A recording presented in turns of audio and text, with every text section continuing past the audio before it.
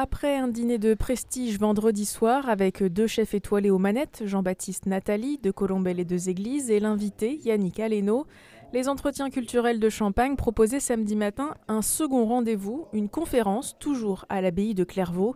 Élément central de la discussion, le champagne. Alors le champagne a été considéré comme un vin de cabaret, comme un vin de fête, un vin un peu léger.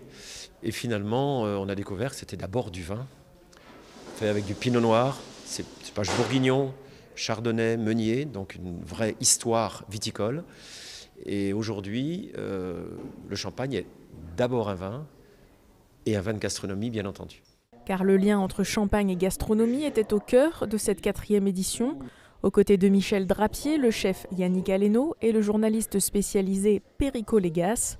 Pour eux, le mariage des deux est une évidence. J'ai plein de choses à dire là-dessus. Je crois que je suis très amateur de champagne, évidemment, et de sa diversité et des caractères qui le font. De pouvoir exprimer aussi le regard d'un restaurateur sur le champagne est très intéressant.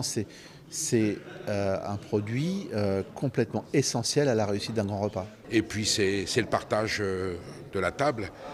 Le champagne accompagne la gastronomie et les plats comme nul autre. De l'entrée jusqu'au fromage. Le chaourd et un champagne, c'est formidable.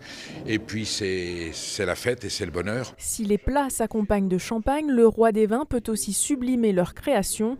L'aspect culturel du champagne en gastronomie a été souligné. Le vin, la table, la gastronomie sont des éléments culturels. La vigne est un symbole de culture, agriculture, culture. On cultive la vigne, on élève les vins. Tout ça, ce sont des symboles justement d'enrichissement, de réflexion, de pensée. Quand il y a un acte alimentaire et un instant de table, c'est pas neutre. Cet événement comporte aussi un volet caritatif. Les bénéfices du dîner ont été reversés à l'association Antoine Aleno, du nom du fils de Yannick Aleno, décédé tragiquement l'an passé. L'association vise à accompagner les proches des victimes, notamment les plus jeunes. Quand arrive quelque chose comme ça, ils ont besoin d'une béquille pour se tenir parce que c'est très douloureux. Donc j'essaye de construire quelque chose qui permettra à des jeunes qui ont perdu un frangin ou une sœur de voir aussi un avenir. Le dîner affiché complet avec 150 convives, la conférence, elle, a rassemblé une 50aine de passionnés.